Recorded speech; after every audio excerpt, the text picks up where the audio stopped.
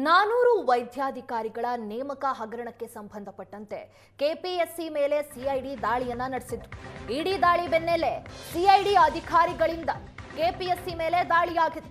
ನೇಮಕಾತಿ ಹಗರಣದಲ್ಲಿ ಎರಡನೇ ಬಾರಿಗೆ ಕೆಪಿಎಸ್ಸಿ ಮೇಲೆ ಸಿಐಡಿ ದಾಳಿಯನ್ನ ನಡೆಸಿರುವಂತದ್ದು.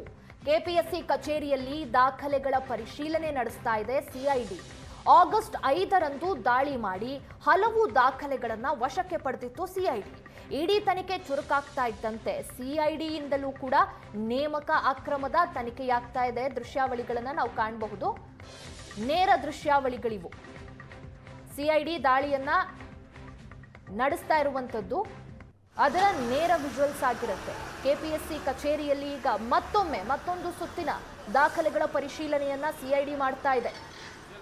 ಈ ಮುಂಚಿತವಾಗಿಯೂ ಕೂಡ ದಾಳಿಯನ್ನ ಆಗಸ್ಟ್ 5ನೇ ತಾರೀಕು ನಡೆಸಿ ಹಲವು ದಾಖಲೆಗಳನ್ನ ಸಿಐಡಿ ವಶಪಡಿಸಿಕೊಂಡಿತ್ತು. ಈಗ ಇಡಿ ದಾಳಿ ಆದ ನಂತರದಲ್ಲಿ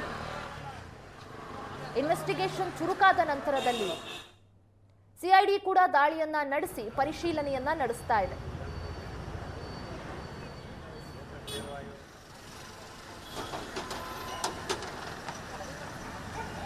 ಕೆಪಿಎಸ್ಸಿಯಲ್ಲಿ ಸಾಲು ಅಕ್ರಮಗಳಾದವು.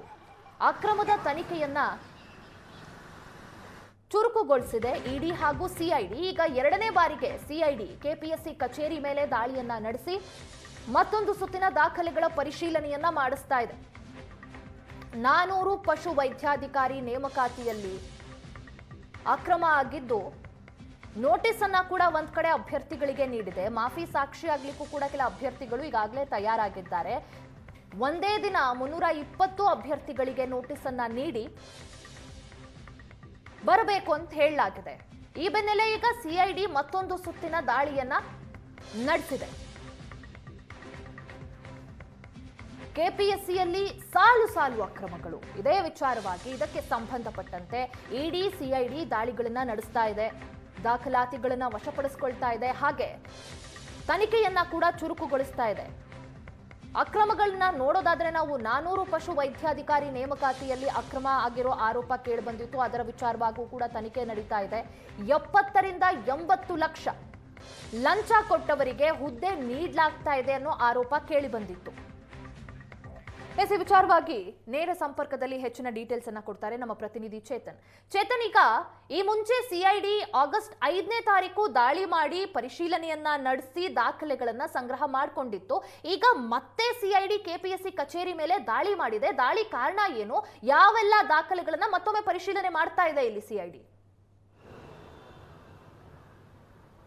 ಅಮೃತ, ಅಂದರೆ ಇವತ್ತು ಏನು ಪಶು ವೈದ್ಯಾಧಿಕಾರಿ ನೇಮಕಾತಿ ಹಗರಣಕ್ಕೆ ಸಂಬಂಧಪಟ್ಟಂತೆ ಇವತ್ತು ಮತ್ತೆ ಪುನಃ ಒಂದು ಸಿಐಡಿ ಅಧಿಕಾರಿಗಳು ಒಂದು ರೇಡನ್ನು ಮಾಡಿರುವಂಥದ್ದು. ಅಂದರೆ ಈ ಹಿಂದೆ ಆಗಸ್ಟ್ 5ನೇ ತಾರೀಕು ಒಂದು ರೇಡನ್ನು ಮಾಡಲಾಗಿತ್ತು. ರೇಡನ್ನು ಮಾಡಿ ಒಂದಷ್ಟು OMR ಶೀಟ್ಗಳು, ಅಂದರೆ ಅಭ್ಯರ್ಥಿಗಳು ಏನು ಎಕ್ಸಾಮನ್ನು ಬರೆದಿದ್ರು ಪಶು ವೈದ್ಯಾಧಿಕಾರಿ ಇದೇ ವರ್ಷದ ಜನವರಿಲಿ ಏನು ಎಕ್ಸಾಮ್ ನಡೆದಿತ್ತು ಅದರ ರಿಲೇಟೆಡ್ OMR ಶೀಟ್ಗಳನ್ನು ಒಂದು ವರ್ಷಕ್ಕೆ ಪಡ್ಕೊಂಡಿತ್ತು ಸಿಐಡಿ. ಆನಂತರ ಈ ಒಂದು ಪ್ರಕರಣಕ್ಕೆ ಇಡಿ ಎಂಟ್ರಿ ಆಯಿತು. ಇಡಿ ಕೂಡ ಒಂದು ರೇಡನ್ನು ಮಾಡಿತು. ಮತ್ತು ಶಿವಶಂಕರಪ್ಪ ಸಾವ್ಕಾರ್ ಮನೆ ಮೇಲೆ ಸೇರಿದಂತೆ ಈ ಒಟ್ಟು 21 ಕಡೆ ಇಡಿ ಅಧಿಕಾರಿಗಳು ಕೂಡ ರೇಡನ್ನು ಮಾಡಿದರು. ಈ ಹಿಂದೆ ಸಿಐಡಿ ಅಧಿಕಾರಿಗಳು ಆಗಸ್ಟ್ 5ನೇ ತಾರೀಕು ಒಂದು ರೇಡನ್ನು ಮಾಡಿ ಇದೀಗ ಇವತ್ತು ಕೂಡ ಒಂದು ರೇಡನ್ನು ಮಾಡಿರುವಂಥದ್ದು. ದಾಖಲೆಗಳ ಪರಿಶೀಲನೆಯಲ್ಲಿ ಅಧಿಕಾರಿಗಳು ತೊಡಗಿರುವಂಥದ್ದು. ಇದೀಗ ಸಿಐಡಿಯ ಮತ್ತೊಂದು ತಂಡ ಕೆಪಿಎಸ್ಸಿಯ ಏನು ಮೇನ್ ಹೆಡ್ ಆಫೀಸ್ ಏನಿದೆ ಅದರೊಳಗಡೆ ಹೋಗ್ತಿರುವಂಥದ್ದು.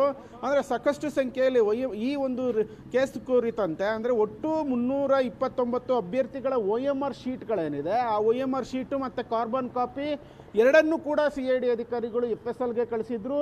ಇವತ್ತು ಒಂದಷ್ಟು ಜನಕ್ಕೆ ಅಂದರೆ ಒಟ್ಟು 329 ಅಭ್ಯರ್ಥಿಗಳಿಗೆ ಒಂದು ವಿಚಾರಣೆಗೆ ಹಾಜರಾಗುವಂತೆ ಸಿಐಡಿ ಸೂಚನೆಯನ್ನು ಕೂಡ ನೀಡಿತ್ತು. ಇದರ ಬೆನ್ನಲ್ಲೇ ಇದೀಗ ಕೆಪಿಎಸ್ಸಿ ಎಲ್ಲಿ ಒಂದು ಕೇಂದ್ರ ಕಚೇರಿಯಲ್ಲಿ ಒಂದು ರೇಡನ್ನು ಸಿಐಡಿ ಅಧಿಕಾರಿಗಳು ಮಾಡಿರುವಂಥದ್ದು ಸಹಜವಾದಂತಹ ಒಂದು ಕುತೂಹಲಕ್ಕೆ ಇದೀಗ ಎಡೆ ಮಾಡಿಕೊಟ್ಟಿರುವಂಥದ್ದು. ಒಟ್ಟಾರೆಯಾಗಿ ಈಗಷ್ಟೇ ಒಂದು ಸಿಐಡಿ ಅಧಿಕಾರಿಗಳು ರೇಡನ್ನು ಮಾಡಿದ್ದಾರೆ. ರೇಡ್ ಮಾಡಿ ಸಾಕಷ್ಟು ಒಂದು ಮಾಹಿತಿ ಪಶು ವೈದ್ಯಾಧಿಕಾರಿ ಹಗರಣಕ್ಕೆ ಸಂಬಂಧಪಟ್ಟಂತೆ ಸಾಕಷ್ಟು ಒಂದು ಮಾಹಿತಿಯನ್ನು ಸಿಐಡಿ ಅಧಿಕಾರಿಗಳು ಪಡ್ಕೊಳ್ತಿರುವಂಥದ್ದು. ಒಂದೆಡೆ 329 ಅಭ್ಯರ್ಥಿಗಳಿಗೆ ನೋಟಿಸ್ ಕೊಟ್ಟು ಇವತ್ತು ವಿಚಾರಣೆಗೆ ಹಾಜರಾಗಿ ಅಂತ ಸಿಐಡಿ ನೋಟಿಸ್ ಕೊಟ್ಟಿದ್ರೆ, ಮತ್ತೊಂದೆಡೆ ಕೆಪಿಎಸ್ಸಿಯ ಕೇಂದ್ರ ಕಚೇರಿಯ ಮೇಲೆ ಸಿಐಡಿ ಅಧಿಕಾರಿಗಳು ಒಂದು ರೇಡನ್ನು ಮಾಡಿರುವಂಥದ್ದು. ದಾಖಲೆಗಳ ಪರಿಶೀಲನೆಯಲ್ಲಿ ಇದೀಗ ತೊಡಗಿರುವಂಥದ್ದು. ಅಮೃತ.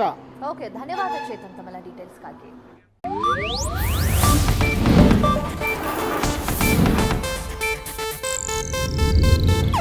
ಇದು ಏಷ್ಯಾನೆಟ್ ನ್ಯೂಸ್ ನೆಟ್ವರ್ಕ್ ಪ್ರಸ್ತುತಿ.